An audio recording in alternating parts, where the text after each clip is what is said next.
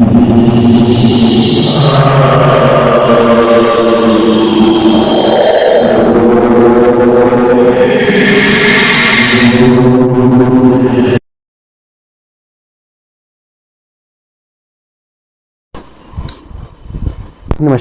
सभी हिमाचल वासियों को, और जो हिमाचल के बाहर हैं उनको सभी को नमस्कार। तो सच्ची घटना की सीरीज़ में एक बार फिर से मैं एक सच्ची घटना लेके आया हूँ जो कि बहुत इंटरेस्टिंग है। तो इस स्टोरी का आपको बताने का कोई भी ऐसा मकसद नहीं है जिससे अंधविश्वास फैलाने का, या ऐसा कुछ भी नहीं है। आप इसे जो है एज ए एंटरटेनमेंट जो है वो ले सकते हैं। सो इस सीरीज़ में मैं वही कहानियाँ सुना रहा हूँ, वही स्टोरी सुना रहा हूँ जो आप बीती हैं और सच्ची घटना पे आधारित है। इसमें कुछ भी मिक्स नहीं है। तो अगर आपके पास भी इस तरह की सच्ची घटनाओं पे आधारित कोई हॉरर स्टोरीज या कुछ इस तरह की घटनाएं हुई हैं तो आप ज़रूर मुझे डिस्क्रिप्शन में भेज सकते हैं। मेल है और फेसबुक का पेज है, वहाँ पे जो भी आपको अपनी सुविधा अनुसार जो लगे वो आप करें। तो सीधा ही आता हूँ मैं मुद्दे पर। तो ये कहानी जो है मेरे नाना जी की है। मेरे नानके जो हैं वो सुजानपुर में है, डिस्ट्रिक्ट हमीरपुर के। तो मेरे नाना जी जो थे वो काम करते थे मलाई बर्फ का, यानी कि वो मलाई बर्फ, आज के ज़माने की आइसक्रीम की बात अगर छोड़ दे तो बिरले तिरले ही मलाई बर्फ जो है वो बनाते हैं। कहीं ना कहीं जो है बनाते हैं, उसका टेस्ट अलग से होता है। तो वो बहुत ही फेमस थे। सुजानपुर बाजार में लेके जाते थे। उस टाइम कोई भी फ्रिज नहीं हुआ करता था, तो उनका बनाने का प्रोसीजर भी अलग है। सो उसके ऊपर नहीं जाएंगे। तो क्या हुआ कि वो अच्छे खासे जो थे वो मलाई बर्फ टोपी लगाते थे। तो चाचा के नाम से भी मशहूर थे कि चाचा जी आगे वाइट कपड़े पहनते थे, वाइट नेहरू जैसे टोपी लगाते थे। तो मैं भी उनको नाना ना कहकर चाचा ही कहा करता था अक्सर। सो एक दिन की बात है कि उनकी जो मशीनें थी वो ख़राब हो गई। मशीन जो है वो मलाई बर्फ बनाने वाली जो है वो ख़राब हो गई, और वो यहाँ पे ठीक नहीं होती थी। अब वो ठीक होती थी धर्मशाला मकलोडगंज के पास। तो वहीं पे जो है उनको उसको ले जाना पड़ता था। अगर कोई छोटी मोटी दिक्कत आ जाए तो वो वहाँ उनको लेके गए। तो ये स्टोरी जो है मेरे मदर ने मुझे सुनाई है। जो भी भूली बिसरी यादें मुझे थी, बाकी उन्होंने ताज़ा किया कि ऐसा ऐसा हुआ, तो उस घटना के ऊपर आधारित है। तो वहाँ से जो है वो ठीक करवाने के लिए चले गए। तो लगभग जो था उन्हें वहाँ पे उसे ठीक करवाने के लिए लग गए पूरे 2 दिन इसलिए लगे क्योंकि वहाँ पे बिरले तिरले बसेस नहीं होती थी उस टाइम। सिंगल रोड हुआ करते थे। सुजानपुर से धर्मशाला पहुंचने के लिए इतना टाइम लग जाता था, और इतनी बस सर्विस भी नहीं हुआ करती थी। तो काम लंबा था थोड़ा। तो वहीं पे उनको 2 दिन जो थे वो लग गए। अब 2 दिन लग गए। 2 दिन के बाद जब वो वापिस आए शाम के टाइम, तो बस मेरे ख्याल 1 या 2 ही जाती थी उस टाइम। तो वो लास्ट बस थी, लगभग 8 या 9, 7 साढ़े 7 का तकरीबन का टाइम था उस टाइम। तो वो वापस आ गए उस मशीन को लेके जिसे वो ठीक करवाने गए थे, मलाई बर्फ की, जिसमें मलाई बर्फ जो है वो जमती थी। सो अब अंधेरा हो गया था। मेरे चाचा जी यानी कि मेरे नाना जी जो थे वो असमंजस में थे कि उनके वहाँ पे ससुराल भी थे सुजानपुर में ही, और उनके जो घर थे वो टिहरा में थे। उनके घर जो थे वो टिहरा में थे। तो वो सोच रहे थे कि मैं जाऊं या ना जाऊं, क्योंकि शाम का टाइम हो गया था और रास्ता भी पैदल हुआ करता था। लगभग सुजानपुर से 3-4-5 किलोमीटर आई थिंक होगा टिहरा।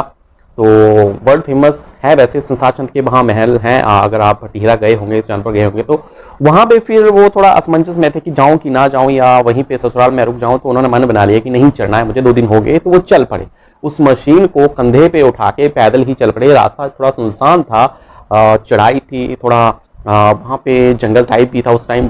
काफ़ी पुरानी टाइम है, तो इतना जो मकान थे वो भी रिहायशी मकान जो थे वो नहीं थे। तो जैसे तैसे करके वो चल पड़े। अब रास्ते में चल पड़े, चलते गए। तो बीच रास्ते में जो उन्हें भी डर लगे, क्योंकि उन्हें पता था कि एक जगह ऐसी भी है जहाँ पे छल होता है। छल मीन्स कुछ ना कुछ पहाड़ी भाषा में हम बोलते हैं छड़ेड्डा, ठीक है जी। तो उसको बोलते हैं छड़ेड्डा होता है, या फिर लोगों से सुना था कि ये तीजे है छड़ेड्डा होता। अब उस पॉइंट पे, छड़ेड्डे वाली पॉइंट पे वो पहुंच गए, ठीक है जी। तो मन में थोड़ा डर तो था, लेकिन फिर भी वो चले जा रहे थे भगवान का नाम लेते हुए। और थोड़ा आगे गए तो उनको एक दिखा, बंदा दिखा। अब थोड़ा ध्यान से देखने पे, एक तो वो कंधे पे मेरे नाना जी ने जो थी वो मशीन उठाई थी। लोहे की मशीन होती है, उसमें मतलब किसी ने देखी होगी तो वो जान सकते हैं कि थोड़ा सिलेंडर टाइप होती है, तो वो भारी होती है। तो उसको मेंटेनेंस करके जो थे वो वापस आ रहे थे। तो उनको दिखा कि कोई जा रहा है, उसने सर के ऊपर छाबा रखा हो। छाबा मीन्स एक आप रख लो कि उसमें एक क्या बोलते हैं उसे, टोकरा जैसा वहाँ पे, और उसमें उसने रखा हुआ है अपना मटेरियल। तो और हाथ में जो थी वो लालटेन पकड़ी, तो सर पे छाबा पकड़ा रखा हुआ था, तो जा रहा था, उन्होंने पहचान लिया उसे। अब उन्होंने जो है उसे पहचान लिया क्योंकि वो जो उनके गांव के साथ ही गांव लगता था वहां से था।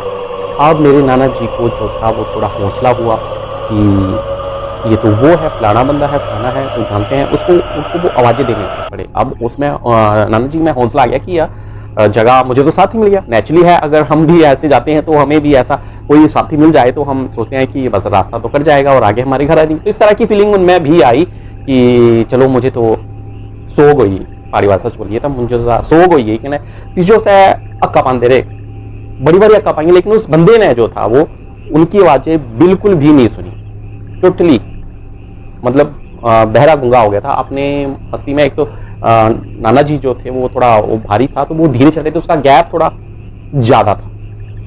आवाज़ें थी उसने नहीं सुना, चलो कोई बात नहीं, मुझे तो सोग मिल रहा थी, मतलब मुझे साथ मिल रहा है, कोई दिक्कत नहीं, नहीं सुन रहा है, शायद नहीं सुनाई देगा होगा तो मेरा भी टाइम निकल गया, ये जंगल वाला रास्ता है और वैसे भी बोलते हैं यहाँ छल होता है। तो इस तरह उनकी सोच बनी होगी उस टाइम, और वो चलते गए और थोड़ा अब जो है वो गैप कम होने वाला था।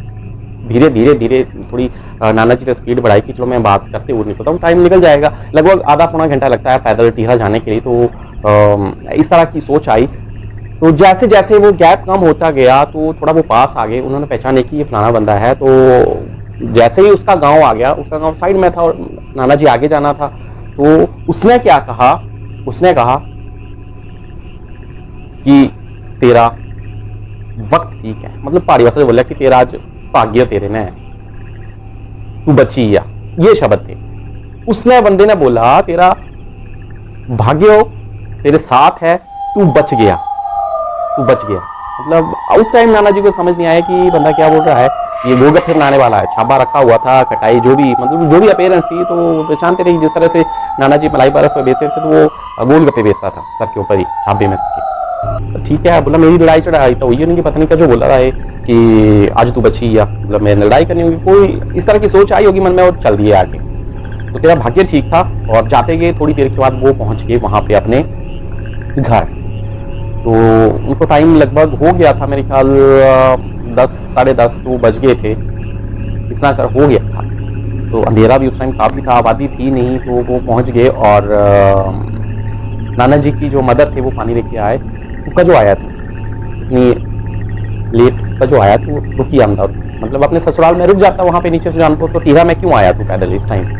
बोला कुछ नहीं, मैं तो बड़ा बढ़िया सफर गया, कहने पुराना बंदा जैसा है गोगप्पे वाला मिली है, बोलिया छाप बात नहीं पकड़े, लालटेन पकड़ी है, कहने चले हमें तेगा मिंजर साथ मिली है। और वो सुन के मतलब स्टन। अब उनकी तो कंडीशन थी, मेरी जो नाना के मदर थे उनकी तो कंडीशन थी, लेकिन नाना जी को भी पता नहीं था कि उन्होंने एकदम से भाग से बोली वो तो मर गया है, अरे वो तो मर गया है। अब इतना सुनने को था तो नाना जी की हालत खराब, मतलब बेहोश जैसे, पसीना पसीना। अब जैसे ये एकदम से झटका सा लग गया, वो झटका वाकई में लग गया था कि वो बंदा मर चुका है। 2 दिन पहले उसकी डेथ हो गई है, वो 2 दिन पहले उसकी डेथ हो चुकी है, क्योंकि नाना जी 2 दिन वहीं पे मकलोडगंज में लगा के आए, मशीन को लेके आए। तो इस तरह से बात हुई। तो रात को ही फिर जैसे गाँव में वैद होता है, उस टाइम वैद होता है, डॉक्टर कहाँ होते थे, वैद्य और सद्या, एक चेला भी सद्या होना, मतलब चेला भी बुलाया। तो इस तरह से उनको फिर ठीक हुआ। तो सुबह वो रात कटी, सुबह हुए थोड़ा ठीक हुए, रिलैक्स हुए, तब उनसे बात हुई कि ऐसे ऐसे उसकी डेथ हो गई थी। तब थोड़े ठीक थे, तो उनको झटका सा लगा, लेकिन उस टाइम जो थे वो ठीक होने में थोड़ा टाइम तो लगा, बट वो ठीक हो गए। तो ये घटना जो थी मेरे नाना जी के साथ ऐसी हुई थी। तो उनके ऊपर उस टाइम क्या बीती होगी मैं नहीं जानता, और मैं ऐसी कंडीशन में रहना भी नहीं चाहता हूँ। और तो इस तरह की घटना हुई थी। अगर आपके साथ भी कोई ऐसी इंटरेस्टिंग घटना या सच्ची घटना हुई तो ज़रूर मुझे ईमेल करें, या फिर जैसे भी आप हो तो शेयर करें। मैं ज़रूर अगर अच्छी होगी तो यहाँ पे आपको यहाँ शेयर करेंगे।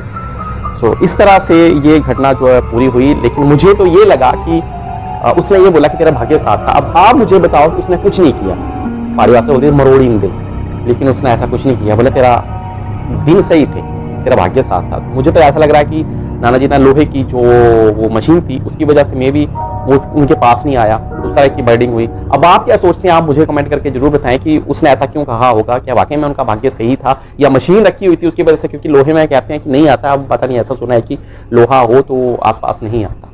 अब ये आपके ऊपर छोड़ता हूँ कि आप कमेंट बॉक्स में मुझे क्या बताएंगे कि क्या है और ये घटना आपको कैसे लगी, स्टोरी आपको कैसे लगी। उसके लिए लाइक जरूर कीजिएगा, हिमाचली पहाड़ी ब्लॉगर को आप सब्सक्राइब भी जरूर कीजिए और इस सीरीज़ को आगे हम बढ़ाएंगे, आप थोड़ा साथ दीजिएगा, सपोर्ट कीजिएगा। सो थैंक यू और धन्यवाद।